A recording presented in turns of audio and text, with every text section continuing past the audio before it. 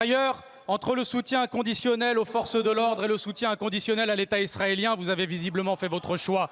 Vous, d'habitude si rapide à communiquer, vous étiez bien discret lorsque nos gendarmes français, pourtant sous statut diplomatique, ont été interpellés par des policiers israéliens dans le domaine de l'Eléona, en Palestine occupée. Vous vous prétendez patriote, mais vous laissez Israël piétiner la souveraineté française, car c'est toute la France qui est humiliée quand un de nos gendarmes est mis face contre terre par une police étrangère.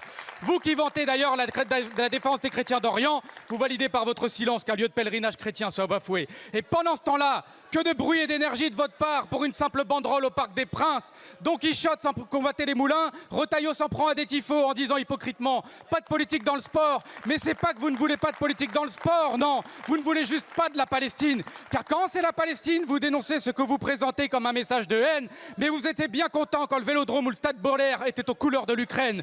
Pour empêcher toute opposition au génocide à Gaza de s'exprimer, vous criminalisez abusivement à tel point que le Comité des droits de l'homme de l'ONU a dénoncé votre instrumentalisation de la lutte, pourtant légitime, contre l'apologie du terrorisme. Vous épuisez l'appareil policier et judiciaire contre des gens seulement coupables d'apologie du droit international.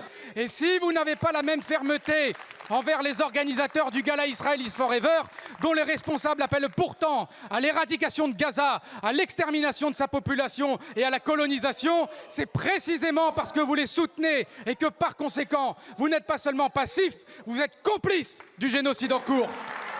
Emmanuel Macron et Michel Barnier, n'oubliez pas jeudi, pendant que vous applaudirez l'équipe représentant un pays qui commet un génocide, n'oubliez pas qu'à Gaza, il n'y a plus de terrain de football. Et pourtant, l'équipe israélienne tire quand même, mais dans la poitrine des enfants. N'oubliez pas qu'en Palestine, comme au Liban, les frappes sont aériennes et qu'elles massacrent des innocents. Il ne sera jamais ni normal, ni moral, ni même raisonnable d'accueillir les bras ouverts Israël en plein génocide.